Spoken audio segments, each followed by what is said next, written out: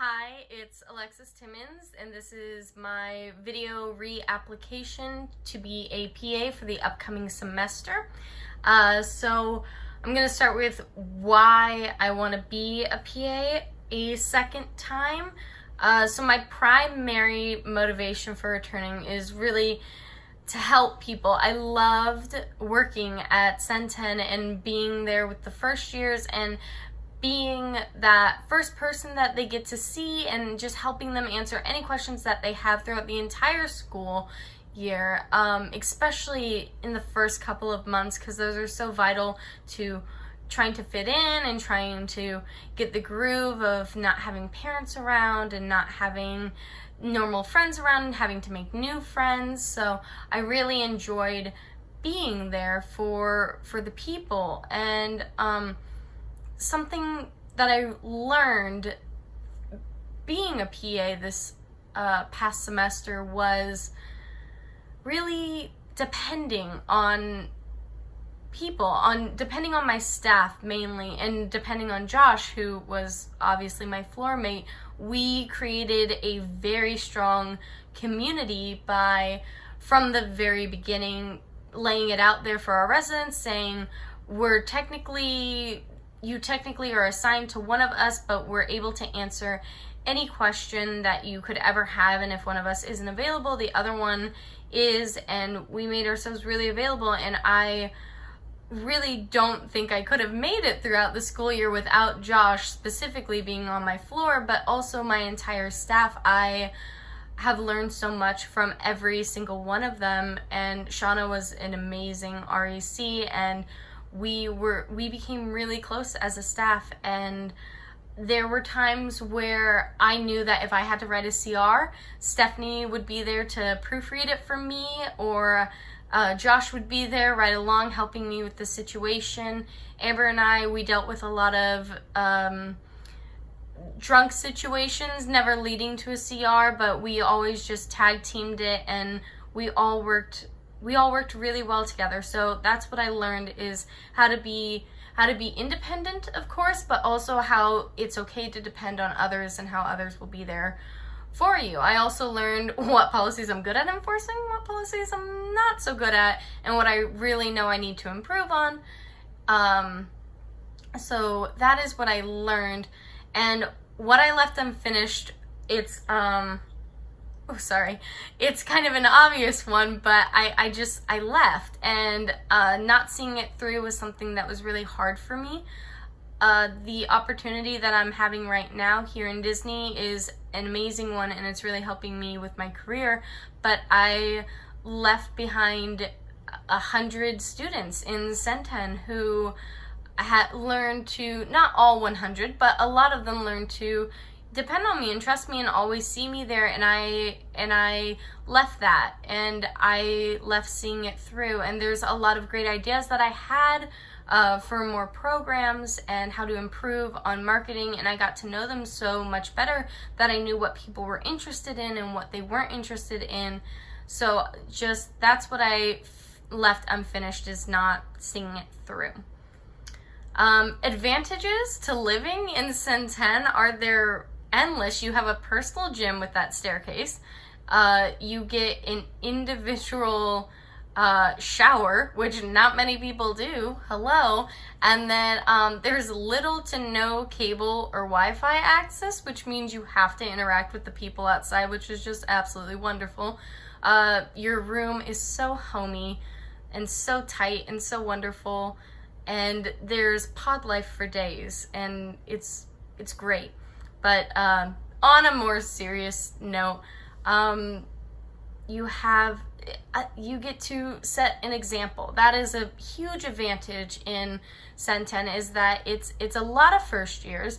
It's also some returners. It's also international students, and you really get to set the example of being there. You get to be a resource for everyone, especially for those first years who are going in with maybe no parental guidance, or they've had so much parental guidance that they're constantly asking, well, can I do this? Can I do that? And you're there and you're friendly and you're parent-like, but you're not at all their friend.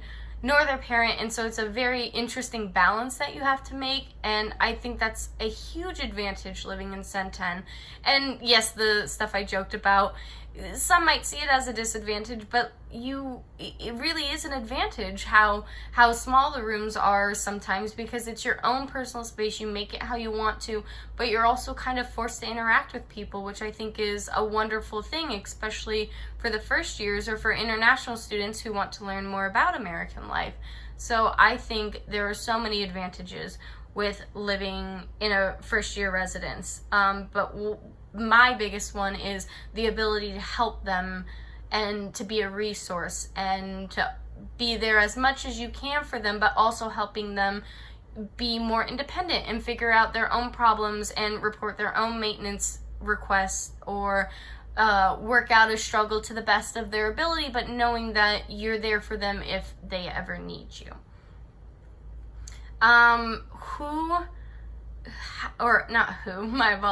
How to develop community by being with these people. I loved our community that we built in Centen. Centen kind of builds its own community without the staff, but the staff has a huge help with it, and I for one think that our staff was very connected, very solid. We trusted each other. We knew we could depend on each other, as I said earlier, and it starts at the roots, and we built a community within ourselves, our staff of 6 plus Shauna, so 7. So our staff was so rooted and so strong together that we were able to help all of Centen become very strong in their community. So if you ask me how to build community, it's first building an alliance and building a trust with your staff, and that's how you really develop community. Also, as I kind of said earlier, Josh and I made an amazing community on 4th floor, and we did it by really showing them that we're a team and that we're going to do things together, but also in showing them that we can have fun, and we're there to talk, we're there to answer their homework questions, we're there to, crack a joke as we're leaving to go to class, but we're also there to make sure everyone is staying safe and being responsible, and we're there to enforce policies, which we had a great understanding with our residents that we were there to have fun and to do homework and all that stuff, but we were also going to be enforcing policies and keeping everyone safe.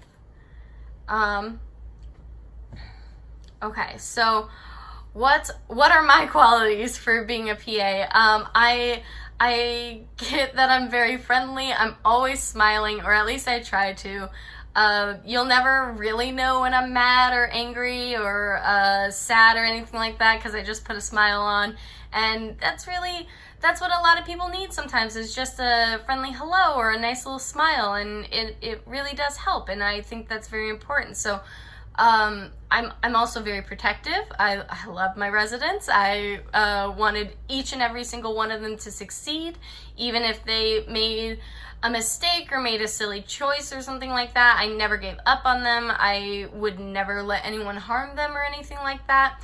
I'm also very law-abiding, so I did enforce policies. I wrote everything down when I did room checks. I made sure that they knew that.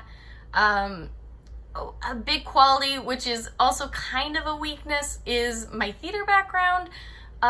Being a theater major, being a behind-the-scenes theater major, has helped me to work well under pressure. You're always in charge of something, in control, and a lot of decisions you have to make the decisions. And my theater background really prepared me for being a PA and having that voice and being able to work under pressure, being able to come up with ideas quickly, working for a long time, learning how to manage my time. I love deadlines. I think they're absolutely wonderful. I made it my mission to make sure I made every single deadline, no matter what was going on with my life, whether it was a family thing or a theater thing or a school thing, I always made sure I had my door decks up, I had my boards done, I had advertising. I made mistakes. I definitely didn't meet every single deadline, especially when it came to like program proposals. Those didn't always make the deadline, but I really did try my hardest because with my theater background, deadlines are a must, and I've carried that with me probably my whole life. Okay, proudest moment.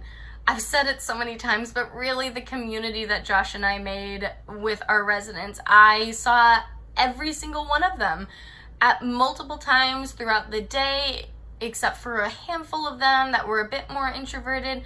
I could start a conversation with any of them, no matter who they were hanging out with or if they were by themselves. I loved our community that Josh and I made on 4th floor. And that community and that trust that we had with each other and with our residents made one of my favorite programs, one of the best programs that I thought that I had that year, including all of our group ones, was our very last one. We had a food drive, or it was a penny war to raise money for the Lincoln Food Pantry, and we knew that our residents were very competitive, so we made it a competition, having it be the penny war, and the losing PA would get pied, which we also learned that day that a lot of people wanted to see Josh pied, so his residents started turning on him. But it was the biggest attendance that I had had at a program, which was 22 attendance. We raised, I believe, $20.90 for the food pantry, which we delivered to the Lincoln Food Pantry. We did it right before finals week, so it brought a sense of relaxation and some laughs right before that final week to just cool off, relax, take it all in, and then go do finals. And we also learned that all of our residents, while they had fun and they have finals, a lot of them stayed to help us clean up afterwards, which was really wonderful of them. And I think it just goes to show how incredibly close Josh and I were with our residents, that they wouldn't just make a mess and then leave it for us, that they volunteered to help us clean it up, which was wonderful, and it was really great. And so it was definitely my proudest moment. My biggest weakness is definitely my absence. As you can see, absence of words and pictures on this slide. Not just my absence from the second semester, but my absence from my theater. I tried very hard to have an open door policy, and my door was always open whenever I was there. I know that from PA reviews or the surveys that we sent out, the biggest thing on mine was that I wasn't always there when it was convenient for them. I knew that would be a bit of a struggle with my theater. I had a lot of absence in the beginning, and I made myself as available as I could, and I know it is a flaw, but considering everything that happened in that first semester, I would say I did the best that I could with the situation that I had. But it's still definitely my biggest weakness is due to theater. I can't be as present as I know my residents would like me to be, and I can't be as present as I would like me to be. Population. So what population do I like working with best is definitely the first years, but more specifically Centen. I love working with first years and being that first person. I love working with international students. Our programs are always so much fun, and I got to know a lot of them. Kevin, who originally was on 2nd floor, moved up to 4th floor, and he was one of the first international students that I met. There was Risa and Aiden, of course. Aiden and Amber and Stephanie and I, we would have very long conversations about the differences between Ireland and America, and it was always so much fun. And I just, Centon, like I said, it breeds a community of its own that is very unique, and I loved being a part of that, and I would be oh so honored to be a part of that again next year. And yes, the only conflict that I see coming up next year would be theater again. It would be the same circumstances as my first semester as a PA. I thought I managed it pretty okay last time, and I feel very confident that I could manage it again, and I know how to make myself available to my residents, and as long as my residents know that that will be a obstacle, theater will be an obstacle, but it'll be the same as last year. So how do I plan on being a role model for the new peer assistants? Would definitely be just like being the returning PAs that happened this year. They were so welcoming and so amazing. I made friends with people I never thought I would, because the returning PAs were so inclusive and so welcoming, and I never ever felt like I didn't belong, and it really was because of the returning PAs. They gave us so many good tips, and they were always smiling. They were very happy to greet us, and I can say that I made lasting long life friendships, most of them with the returning PAs that I'll never forget, but also with a bunch of my fellow PAs that were first timers. And it definitely, they led by example, and I plan to do the same. And so that's kind of all that I have prepared. I really, truly thank you guys so much for allowing me the opportunity to even reapply. The consideration means so much to me. I completely understand that by me purposefully taking this internship, that you must take that into consideration, and I completely understand that, and just thank you so much for allowing me to reapply. And if you have any questions at all, I'm only a text away, a call, a FaceTime, anything like that. If you need me to elaborate on something or give more specific details, I would love to. I wanted to keep this kind of short, sweet, and simple. But yes, just thank you guys so much, and good luck with the rehiring process. And no matter what, I can't wait to see you guys in August. So it'll be great. It'll be great to see you guys again. Thank you so much.